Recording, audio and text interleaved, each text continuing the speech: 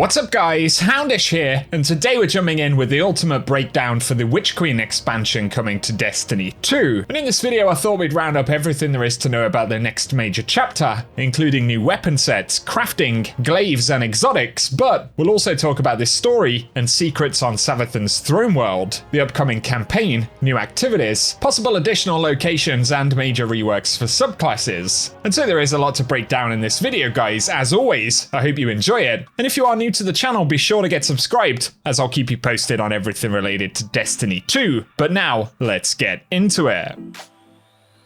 First up for this video, let's speak about new weapons in the expansion, and initially Bungie have revealed the Throne World set of weapons. So this will be the core world set for the new location, and one of the main weapon sets capable of using the new crafting system. But there will also naturally be new weapons for the raid, which are going to be secret until launch no doubt. They will however be joining the crafting table alongside the Season 16 weapons, and on top of this the dev said that the plan is to add more legacy weapons, as well as new sets throughout the year. And they showed Seraph weapons from Season of the Worthy when speaking about it, so it looks like those will probably be added in a subsequent season. We'll talk more about crafting in a moment, but on the subject of exotic weapons, one confirmed exotic for Witch Queen is the new exotic SMG, and this is going to be a pre-order bonus for the deluxe editions and will come with a catalyst and ornament. It is a pretty cool looking weapon, but that's all we really know about it for now. However, other exotic weapon types we have confirmed are Glaives. So specifically Bungie said that we were going to get class-specific exotic variants of Glaives with the unique attacks. And that sounds pretty exciting, but otherwise we are going to build our first Glaive at the crafting table, and this new first-person melee weapon type has 3 core abilities. Melee combos, which are close range attacks, and there are a few different animations, but there's also a mid-range projectile that unleashes an energy blast at targets, and a defensive shield mode, which can be used in a number of different ways. And Glaives are going to utilize green ammo, as well as roll with perks just like other weapons, and Bungie have recently given the example of a swashbuckler glaive in a recent interview, so they're going to be pretty interesting, and Bungie have said they'll have more to reveal before Witch Queen launches. In terms of extra weapon changes in the sandbox, we don't know a tremendous amount, but interestingly, Bungie said they've spoken about wanting legendary weapons to have more identity based on their source, and expect to ship a new system for this either in Witch Queen or close to the launch. And additionally, that in Season 15 they've tweaked exotic primary weapons to generate ammo faster through ammo finder mods, but they do have another change planned to make them more enticing in hard PvE content. And so naturally, there will be a series of different sandbox changes for weapons in Witch Queen as well, but we'll learn about those over the next few months.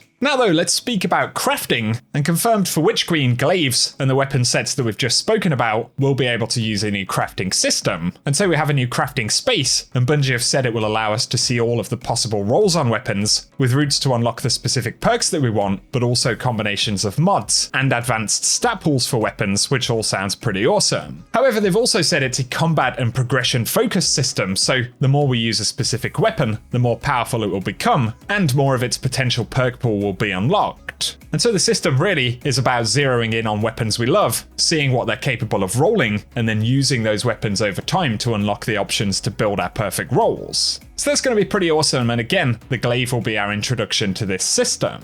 In terms of armor inside of Witch Queen, we don't know a massive amount, but Bungie have revealed the core destination armor set right here, which are these sort of alchemy themed sets. And this armor set, as well as Throne World weapons, will quite possibly be earned in the new core activity, which is called Conflict Eternal. It's a new 6-player matchmade activity at the heart of the ongoing struggle for the Throne World. It will probably be somewhere along the lines of a 6-player seasonal activity, but importantly it takes place in this new destination, the Savathun's Throne World. And this destination really is built up of 2 contrasting spaces. We've got Savathun's Palace, a huge castle in the Throne World filled with secrets and mysteries. Even just looking at the gameplay, it brings back a lot of memories of the Dreadnought. And it looks like we are going to see puzzles, so we see a Guardian almost casting a spell here, revealing platforms, and a dark hallway revealing glowing footsteps. That's pretty cool, but there are going to be hidden areas and dungeons deep in the lava pits. And then, atop the castle, we can see this epic space which overlooks the Throne World. And we even spot Savathun, who can be seen keeping watch of the throne in the skybox here, which is obviously very cool, and again kind of shouts back to some of the elements of Taken King.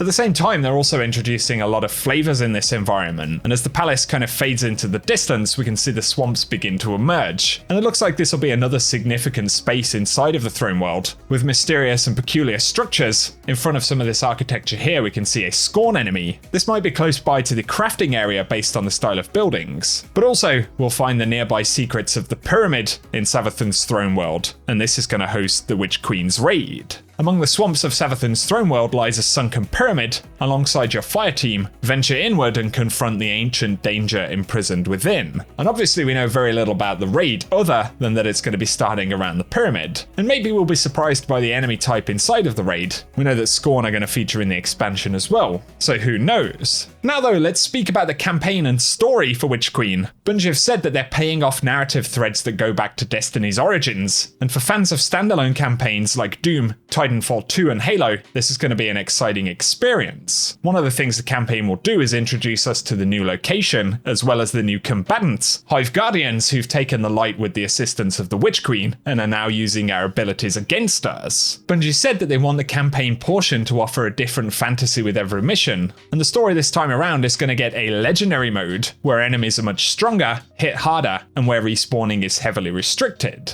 They say the difficulty will scale depending on how many players are running the missions, although they say it won't be as difficult as soloing dungeons and things like that, but for the extra level of difficulty, the rewards will also scale, and while they don't confirm exactly how, they do say it will be a rewarding experience in terms of progression. Additionally though, Joe Blackburn from Bungie commented recently in a PC Gamer interview about their learnings from Seasons over the past couple of years, and in terms of storytelling and activity content, like Presage, Expunge and Shattered Realm, Bungie plan to do more stuff like this in terms of narrative delivery moving forward.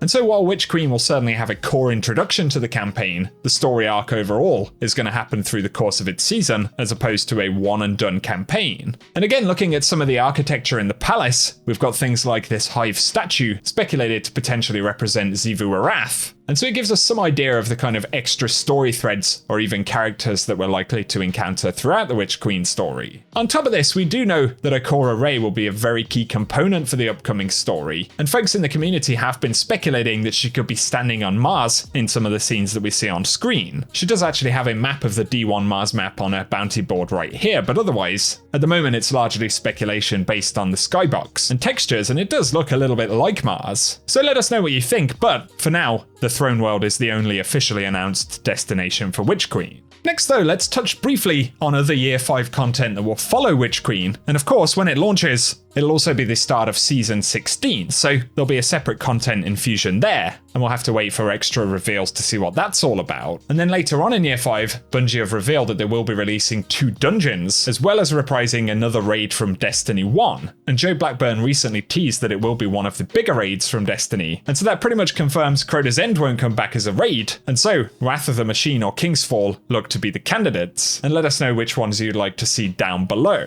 Finally, let's speak about subclass stuff, and starting in Witch Queen, instead of having new supers or elements, Bungie are reworking light subclasses starting with Void. They are going to be moving the subclass to a UI similar to Stasis, reworking perks and trees, and introducing status effects, some of which will affect more than the player and their subclass. Bungie have said within Void, there will be 3 negative effects that will apply to enemies. Firstly, we have Suppression, where the target is knocked out of any active abilities and can't activate any other abilities as long as Suppression persists. On top of this, Afflicted AI can't shoot their weapons. Then there is Weaken, where the target takes increased damage and has their movement slowed, plus enemy AI combatants fire their weapons with decreased accuracy, and then Volatile, where the target is afflicted by unstable void energy and will explode upon taking additional damage or on death. Then there are 3 positive effects that we'll be applying to ourselves and allies. The Void Overshield, a protective barrier of void light which reduces damage taken from combatants. Invisibility, where you vanish from sight and don't appear on enemy radar. And Devour, where you feast on the energy of your foes and kills restore you to full health, grant grenade energy and extend Devour.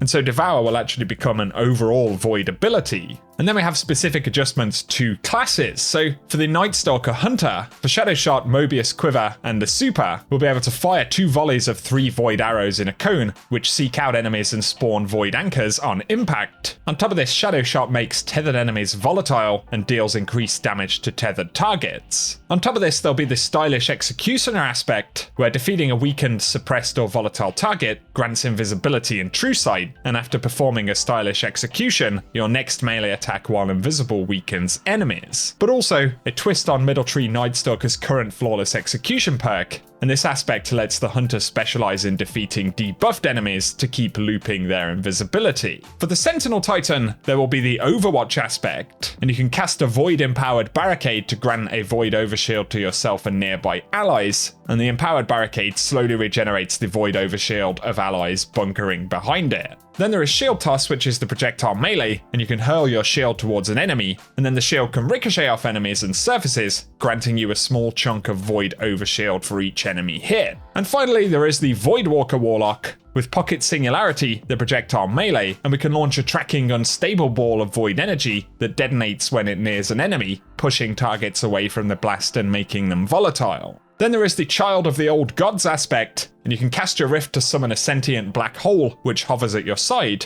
It'll launch itself at enemies, then begin siphoning their energy and weakening them, refunding their life force back to you as either grenade or melee energy or health. And then defeating enemies who are being siphoned by the child will refund some Rift energy. Of course, that is the initial list of changes coming to the Void subclasses, but Bungie have said that they're looking to rework other subclasses in the future. And so overall, a lot of stuff that we already know about the Witch Queen expansion right there, but in the coming months we are going to get a lot more information, so be sure to stay tuned right here on the channel. Hit that subscribe button and turn on notifications so I can keep you up to date. If you've enjoyed the video today, be sure to drop us a comment down below and let us know what you're looking forward to in Witch Queen. On top of this, a like rating below really does help us out on the channel too. And otherwise, I appreciate you guys tuning in as always, and hope that you have an awesome day.